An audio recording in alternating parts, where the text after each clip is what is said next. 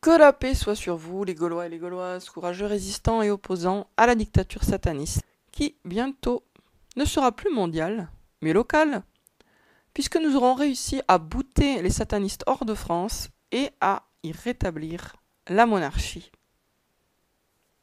Quelques mots sur Noël. Je vois passer sur les réseaux sociaux des considérations complètement fausses sur l'étymologie du mot Noël, avec des étymologies imaginaires qui font de Noël un mot composé qui serait un mélange d'hébreu et d'anglais. Bon, totalement n'importe quoi. Noël, c'est un mot qui vient du latin, et étymologiquement, ça signifie jour de naissance ou jour de Dieu. Enfin, en tout cas, ça n'a rien à voir avec...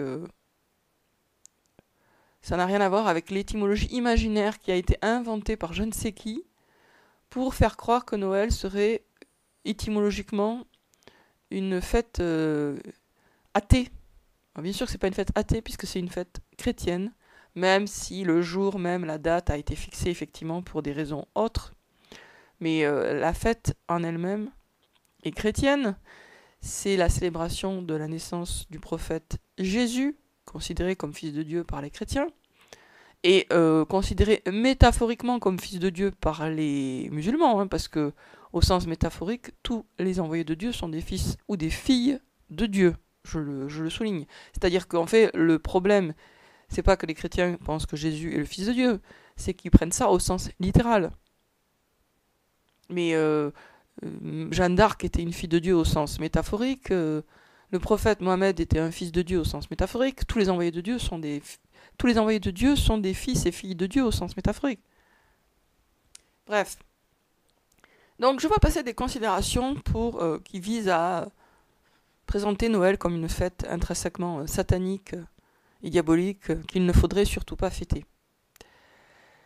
Actuellement, le monde est entre les griffes des satanistes, ça c'est un pur constat.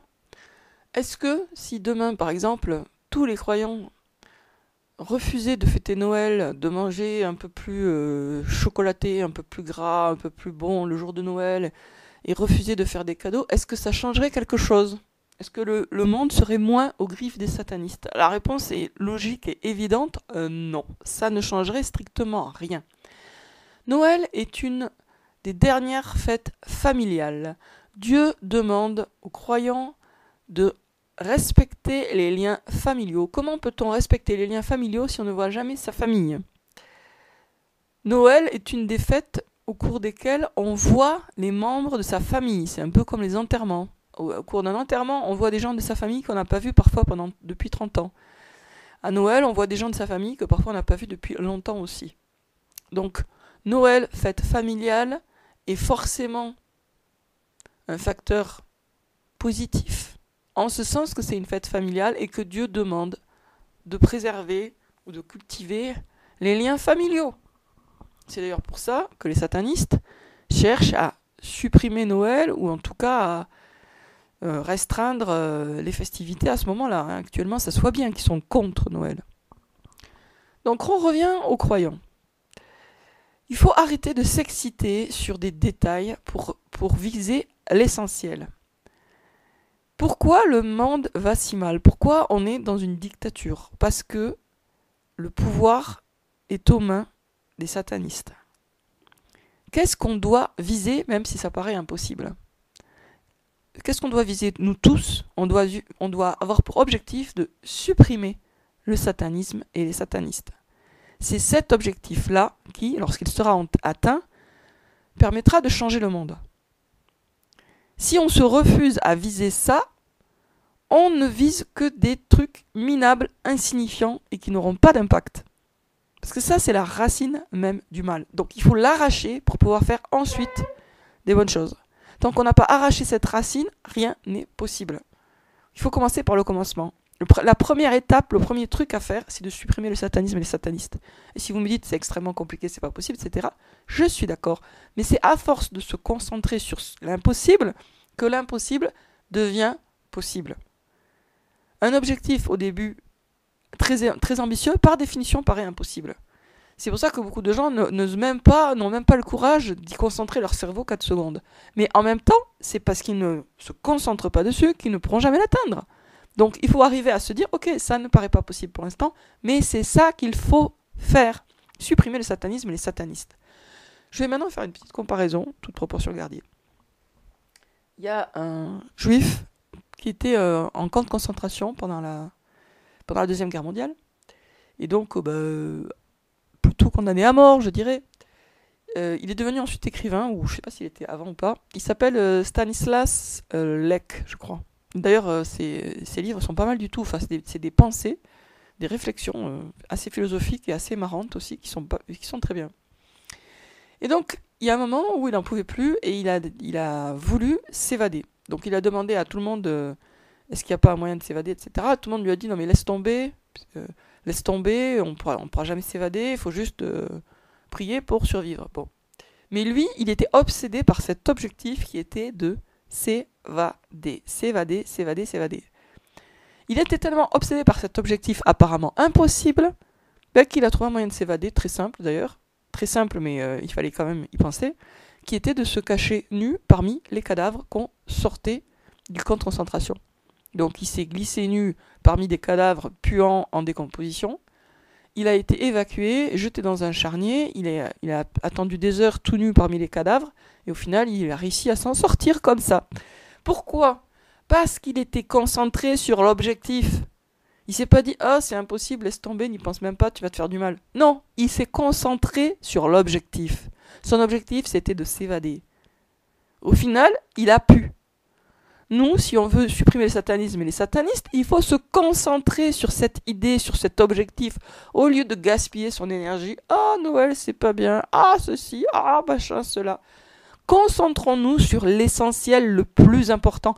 Le jour où on a supprimé le satanisme et les satanistes, on pourra effectivement fignoler les détails et s'intéresser à des choses moins vitales, moins cruciales. Mais tant qu'on n'a pas supprimé le satanisme et les satanistes, toutes les petites querelles polémiques à la noix, est-ce que, mon Dieu, qu'a dit Zemmour, mon Dieu que ceci, mon Dieu que cela, ça ne rime à rien. Il faut axer toutes ces actions par rapport à ce but hyper important, hyper crucial, hyper déterminant, supprimer le satanisme et les satanistes. Si par exemple vous présentez l'islam, faites-le avec le but de transformer la personne en face de vous en un guerrier ou une guerrière contre le satanisme et les satanistes. Si vous présentez le christianisme, pareil. Ne perdez pas de temps à discutailler ou à disputailler avec des gens d'une autre foi, alors que vous avez un ennemi commun qui est le satanisme et les satanistes. Resserrez vos rangs pour viser cet objectif qui doit être le nôtre à tous. Supprimer le satanisme et les satanistes. Et si vous voulez vraiment le faire, c'est pas si compliqué. C'est pas si compliqué au sens où c'est pas si compliqué de participer à la suppression. Déjà, première étape, demandez à Dieu qu'il vous utilise pour supprimer le satanisme et les satanistes. C'est la première étape. Si vous ne demandez pas à Dieu qu'il vous utilise dans ce but, pourquoi le ferait-il ? Si vous êtes du genre « Ah non, laisse tomber, c'est pas possible », pourquoi Dieu vous utiliserait-il dans cet objectif-là, si vous-même, vous n'avez même pas le courage ou la foi ou la vision nécessaire pour vous dire que oui, vous pouvez participer à leur chute. Voilà, donc au lieu de gaspiller son énergie sur des combats où il n'y a rien à gagner, genre « Oh, je vais combattre Noël ». Qu'est-ce que tu vas gagner quand tu auras combattu Noël ? Qu'est-ce que tu vas gagner ? Rien, que dalle. En termes de hasanat, en termes de récompense de Dieu, 0, voire du négatif. Donc ça ne sert strictement à rien. Par contre, supprimer le satanisme et les satanistes, imaginez l'énorme récompense de Dieu pour quelqu'un qui va travailler en ce sens-là. Il s'attaque à la racine du mal. Il remplit totalement sa mission de créature sur terre. Dieu nous a créés pour l'adorer. L'adorer, ça veut dire quoi ? Ça veut dire accomplir sa volonté sur la terre. Les ennemis de Dieu, ce sont les satanistes. Ils adorent l'ennemi du genre humain. Et ce sont donc des ennemis de Dieu.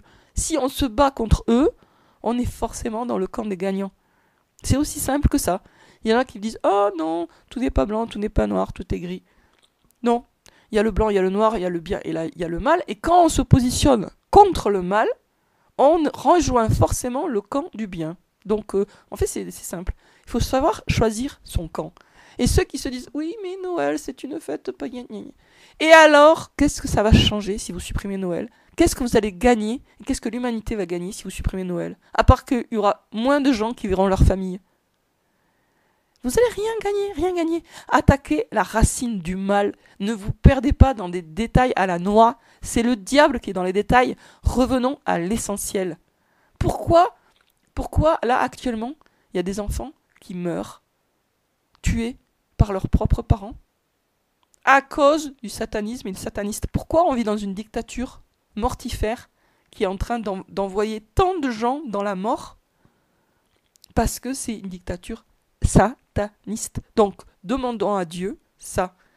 Ya Allah, ou oh mon Dieu, utilise-moi pour supprimer le satanisme et les satanistes.